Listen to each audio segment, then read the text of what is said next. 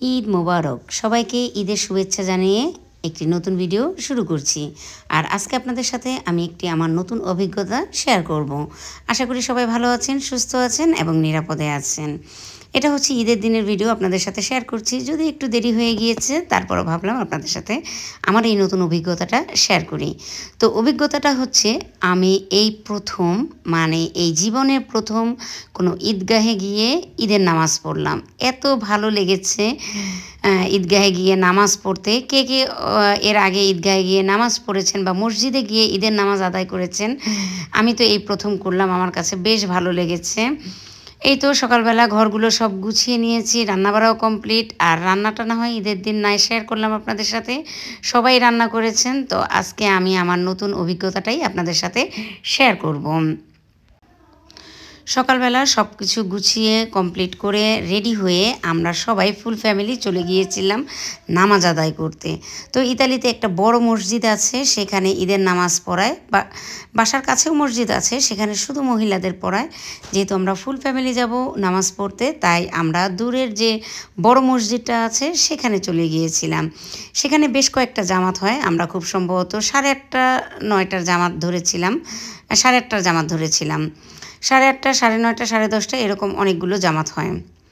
এই তো আমরা চলে যাচ্ছি এখন ঈদগাহে বা মসজিদে নামাজ আদায়ের জন্য। তো আমরা সবাই উঠে গিয়েছি। আর আজকে এত মানুষ দেখলাম, সকালবেলা প্রচুর মানুষ, সবাই যাচ্ছে ঈদগাহে বা যে কোনো মসজিদে নামাজ পড়তে। আমরা একটু দূরের মসজিদে গিয়েছিলাম। মোটামুটি সবাইকেই দেখলাম পাঞ্জাবি পরা বা ঈদের নতুন ড্রেস পরা, টুপি পরা। সবাইকে দেখে বেশ ভালোই লাগছিল। একটা ঈদ অন্যরকম আনন্দ কাজ করছে। বিদেশের বাড়িতেও যে ঈদের আনন্দ পাওয়া যায়, আসলে এই সকালবেলা মসজিদে না গেলে এই আনন্দটা পেতাম না। এই যে সবাই কিন্তু লাইন ধরে মসজিদে যাচ্ছে। এখানে বিভিন্ন দেশের মানুষ আছে, তবে ধর্ম সবার এক। আর সেজন্যই সবাই একসাথে নামাজ পড়তে যাচ্ছে। এই যে এখানে কিন্তু মহিলারাও অনেক এসেছে নামাজ আদায়ের জন্য। তো আমরাও যাচ্ছি নামাজ আদায় করব। আমরা বাস স্টপেজে নেমে একটু হেঁটে তারপরে মসজিদে গিয়েছিলাম। আর এই মসজিদটা বিশাল বড়, বিশাল বড়।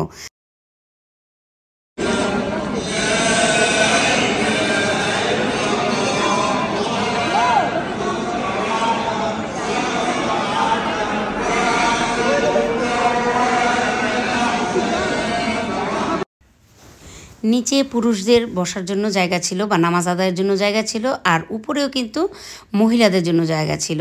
নিচেও অল্প কিছু মহিলারা বসেছে, আলাদা একটা পার্টিশন দেওয়া ছিল, সেখানে প্রচুর মানুষ হয়েছে। তো আমাদের নামাজ আদায় কমপ্লিট, এখন আমরা বাইরে বের হয়ে যাচ্ছি। আর এই তো বাইরে বের হয়ে এত সুন্দর একটা ঝকঝকে পরিষ্কার আকাশ ছিল, আর খুব সুন্দর মিষ্টি একটা রোদ ছিল। এই যে যারা যারা এসেছে সবাই ছবি তোলায় ব্যস্ত। তা আমাদেরও নামাজ আদায় হয়ে গিয়েছে, এখন আমরা একটু ছবি তুলব, তারপরে বাসায় চলে যাব। আর মসজিদটা অনেক বেশি সুন্দর ছিল। বাংলাদেশের মসজিদগুলোও সুন্দর, তবে এই জায়গার মসজিদটা কিন্তু সত্যি অনেক সুন্দর ছিল। এই তো আমরা একটু ছবি তুলে নিয়েছি। তো ইফাতে পাপাকে বললাম চলো এই স্মৃতিটা আমরা ধরে রাখি, সেজন্য আমরা সবাই মিলে একটু ছবি তুললাম, তার কিছু অংশ আপনাদের সাথে শেয়ার করলাম। এখন চলে যাচ্ছি বাসার দিকে। আর যাওয়ার সময় এত পরিমাণ মানুষ যা বলার মতো না। আমি অবশ্যই এর পরে মেট্রোতে উঠেছিলাম, কিন্তু প্রথম যে ট্রেনে এসেছিলাম, প্রথম যে মেট্রোটায় এসেছিলাম, সেই মেট্রোটায় মানুষ দাঁড়ানোর মতো জায়গা পাচ্ছিল না, এত পরিমাণ মানুষ হয়েছে।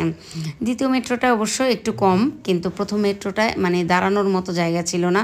আলহামদুলিল্লাহ খুব সুন্দরভাবে নামাজ আদায় করেছি। কে কে এর আগে মসজিদে নামাজ পড়েছেন প্লিজ আমাকে কমেন্টস করে জানাবেন, বিশেষ করে ঈদের নামাজ। এই তো বিকালবেলা আমি আর ইফাতে পাপা একটু বের হয়েছি, ঈদের দিন বলে কথা, একটু ঘুরবো, একটু আনন্দ করব। আর সবচাইতে বড় কথা হচ্ছে কি, ঈদের দিন হঠাৎ করে না, এটা প্রতি বছরই হয়, কিন্তু আমাদের এবার ঈদের দিন হয়েছে, ঈদের দিন 1 ঘন্টা দিন বড় হয়ে গিয়েছে। সেজন্য আমাদের মাগরিবটা একটু দেরিতে হয়েছে, তাই আমরা বিকালবেলা বেশ খানিকটা সময় পেয়েছি। আর এই ফাঁকে একটু ঘোরাফেরা করেছি। প্রথমে গিয়েছিলাম সাতুরের শোরুমে। সেখানে গিয়ে এই জিনিসগুলো দেখে তো আমার একদম চোখ বড় হয়ে গিয়েছে, ছানা বড় হওয়ার মতো অবস্থা। এত সুন্দর সুন্দর জিনিস যা বলার মতো না। আর এগুলো ঘরের জিনিস দেখলেই কেন জানি আমার এত ভালো লাগে আর চোখটা এখানেই আটকে যায়। যাই হোক, সেখান থেকে এখন চলে যাচ্ছি আমরা টেরমিনির দিকে। তো ওখানে যাব। আর এই রাস্তাটা এত ভালো লাগছিল, চারদিকে গাছ আর গাছ, মাঝখানে হচ্ছে গিয়ে রাস্তা।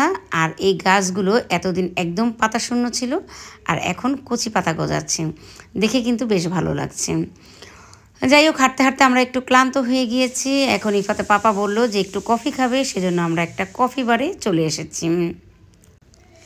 ঈদ মানে আনন্দ, ঈদ মানে খুশি, ঈদ মানে হচ্ছে গিয়ে ঘোরাফেরা আর খাওয়া দাওয়া। তো এই ঈদে যারা ফ্যামিলির সাথে থাকে তাদের আনন্দ কিন্তু দ্বিগুণ হয়ে যায়। তো এবার আমরা ফুল ফ্যামিলি একসাথে ছিলাম, যদিও দেশের জন্য একটু খারাপ লাগছে, মা বাবা ভাই বোন সবাই ওখানে আছে, কিন্তু ফুল ফ্যামিলি একসাথে ঈদ করার আনন্দটাও কিন্তু অন্যরকম। এই যে আজকে আমি ইফাতে পাপার সাথে ঘুরতে বের হলাম, ঈদের দিন ঘুরতে বের হলাম, এটা কিন্তু অনেক আনন্দের। আর আমি যখন বাংলাদেশে থাকি তখন কিন্তু এভাবে আমার একা একা ঘোরাঘুরি করা হয় না। তো সেজন্য ইফাতে পাপা বললো যে ঈদের দিন ঘরে না বসে থেকে চলো আমরা ঘুরে আসি। এই তো এই কফিটা কিন্তু অনেক মজা ছিল, বিশেষ করে এই দোকানের কফিটা ইফাতে পাপা আমাকে খাওয়ার জন্য খুব রিকোয়েস্ট করলো, কারণ এই দোকানের কফিটা নাকি অনেক মজা। এরপর আবার ঘুরতে ঘুরতে চলে এসেছি ফার্সিতে। আর এই ফার্সিটা হচ্ছে গিয়ে একটা আইসক্রিম শপ। কফি খেয়ে বেশ খানিকটা পথ ঘুরলাম, আর কয়েকটা জায়গায় গেলাম, তো সেগুলো আর ভিডিও করা হয়নি। এরপরে চলে এসেছি ফার্সিতে। এখন আমরা দুজন মিলে আইসক্রিম খাবো এবং বাসার জন্য মানে বাচ্চাদের জন্য আইসক্রিম নিয়ে যাব।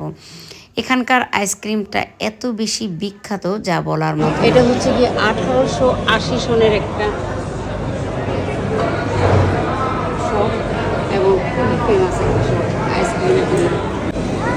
বিভিন্ন রকমের আইসক্রিম আছে এখানে, সব শুধু আইসক্রিম আর আইসক্রিম, প্রচুর আইসক্রিম, বিভিন্ন ফ্লেভারের আইসক্রিম, ক্রেমা, পেস্তাকিও, তারপর ক্রেমা ফাসি, রিসো আইসক্রিমটা কিন্তু অনেক মজা। আমরা সবসময় রিসো আর এই যে ক্রেমা ফাসি এই দুটা ফ্লেভার অবশ্যই নিই। এই তো আমরা কোনটা নিয়ে নিলাম, 3টা ফ্লেভারের কোন, একটা হচ্ছে ক্রেমা ফাসি, একটা পেস্তাকিও, একটা রিসো, 3টা ফ্লেভারের আইসক্রিম নিয়ে নিলাম। আইসক্রিম খেয়ে এখন চলে যাচ্ছি বাসায়, আর রাত কিন্তু অনেক হয়ে গিয়েছে। তো বাসায় যেতে যেতে আপনাদের কাছ থেকে এখানেই বিদায় নিয়ে নিচ্ছি। সবার ঈদের দিনটা কেমন কাটলো প্লিজ আমাকে কমেন্টস করে জানাবেন। আজকে তাহলে এই পর্যন্তই, আল্লাহ হাফেজ।